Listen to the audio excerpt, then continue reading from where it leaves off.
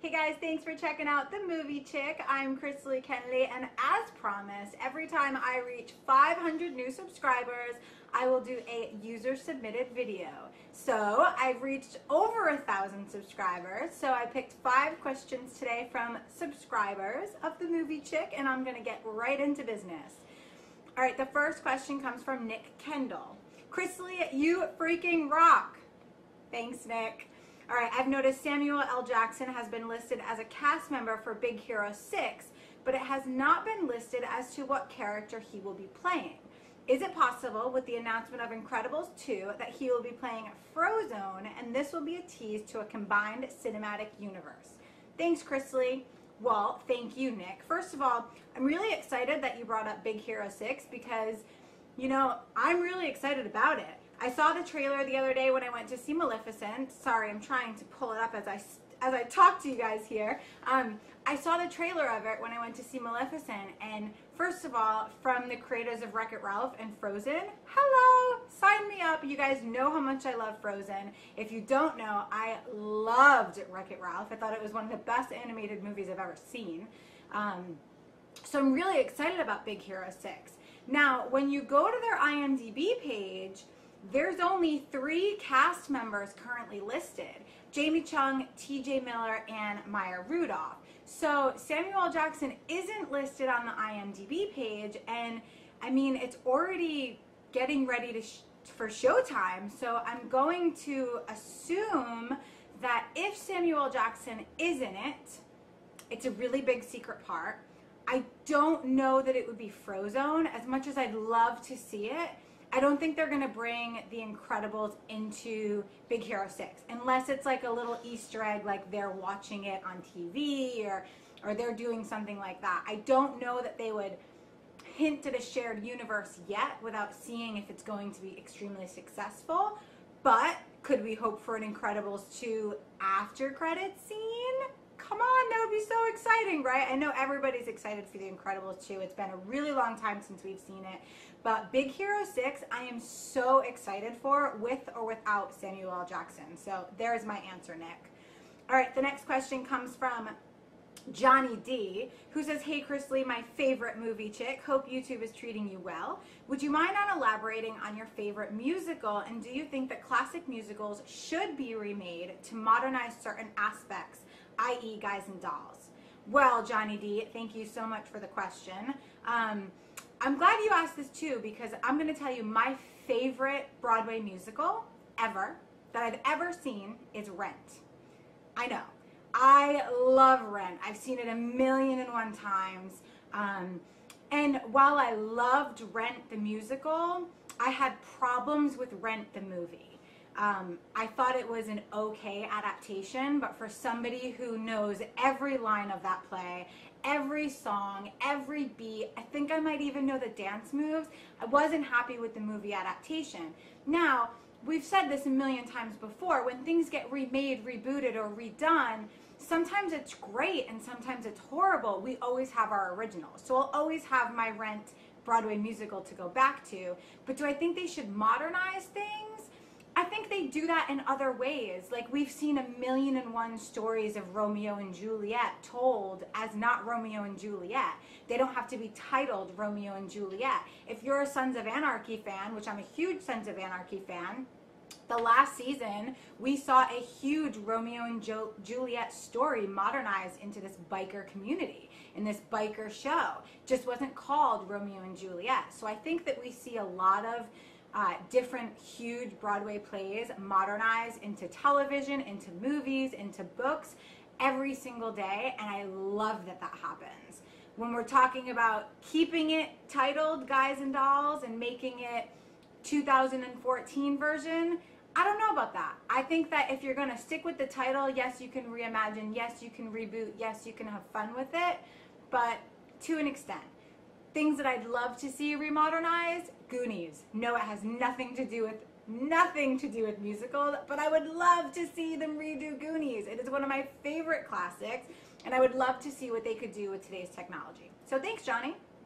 All right, Nick Whitcomb wants to know, hey Chris Lee, with the comic book genre growing immensely over the past 6 years or so, since Iron Man, do you think more people should start reading the source material? I myself have been reading comics for about 8 years now and consider myself a purist when it comes to the film adaptations, but I think more people should expose themselves to these great stories. Thanks again, love the show. P.S. Do you read comics? All right, Nick, you're going to get me in trouble here. No, I don't read comics. And I'm not saying that I don't want to read comics. I would love to read comics. I just have no time. And here's the thing.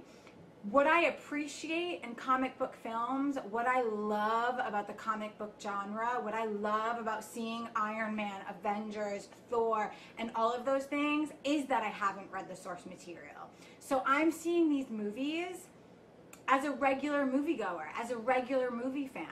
And let me just tell you, you guys know how I feel about Man of Steel. It broke my heart. I knew too much of Superman's story.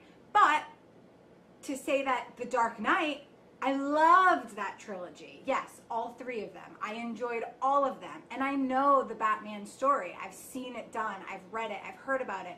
Maybe not in comic books, but I've grown up with it. So do I think everyone should start reading comic books? I think if you want to read comic books, I think you should read them. I think that great, go grab a comic book. If I had more time on my hands, I would wholeheartedly go grab some comic books. You guys send me some comic books. Maybe then I'll read them if I just have them laying around. But to go to the store and find them these days, I don't have any time. So I don't think everyone should read comic book stories. And I think that that's one of the amazing things about these comic book movies is that you're a purist, you love these stories, you've read these books, but I can go to this movie with you and have so much fun and not know the backstory. That's what makes a good superhero movie. You don't have to read the comic books. You don't have to know the backstory. And yeah, maybe I'm going to love the Mandarin and you're going to hate him because you were a comic book reader. But that's what makes mass audiences love this genre. And that's what makes this genre so successful. So if we want to continue to see this be successful, we want to continue to see these amazing superhero movies come out, then we want everybody to go see them, not just the people that read them. Do I think it would be fun if everybody read them? Yeah. But do I think there'd be a lot more people disappointed and the movies would start to maybe dwindle? I also think that. So I hope you like my answer, Nick. All right, Allie B, girl power, thank you. Hey, Chris Lee, you are awesome. I was just wondering what you want from the new Wonder Woman. Do you think she will be in a more classic outfit, and do you want that? Thanks, love from Allie.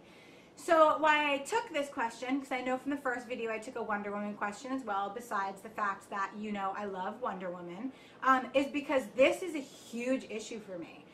A lot of people have been sending me pictures about the new Superman and DC and Wonder Woman comics, and have been saying to me that, you know, Wonder Woman has a new costume in the new 52.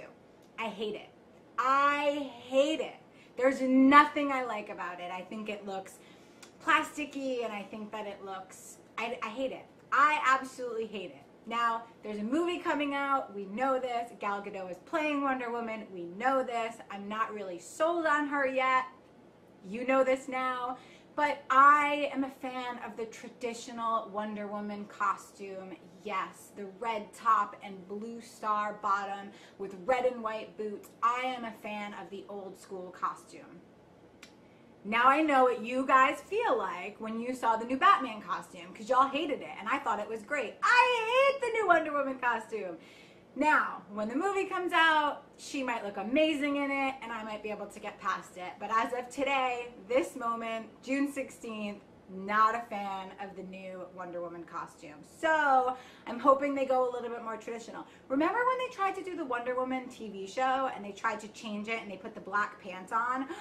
Oh my God, what an uproar. That's what's gonna happen if they change the costume too much. So fingers crossed, we get something semi-close to the original, and then I'll be a happy girl. All right, the last question is from Mario Garcia, who wants to know, what is your favorite natural disaster movie? Mine is The Day After Tomorrow. Well, Mario, I have two, and yours is one of them, so I'm stealing yours, because The Day After Tomorrow, first of all, Roland Emmerich. I am such a huge Roland Emmerich fan. Nobody knows how to blow stuff up like Roland Emmerich. He brings an 80s style. huge, explosive, fun movie, and I love, love, love his movies. I know you guys don't all agree with me, but I love his movies from Independence Day. I loved White House Down. I'm a huge fan of Emmerich. My second natural disaster movie, Twister. I will never forget the scene of the cow flying by.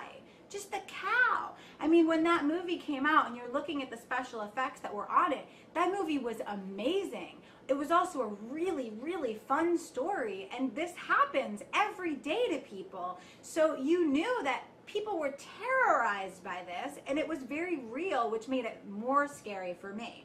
Much like The Day After Tomorrow. I think that was a really, really fun movie. And by the way, Jake Gyllenhaal was awesome in that movie. And I'm not usually a huge fan of his, but that movie, I loved him in.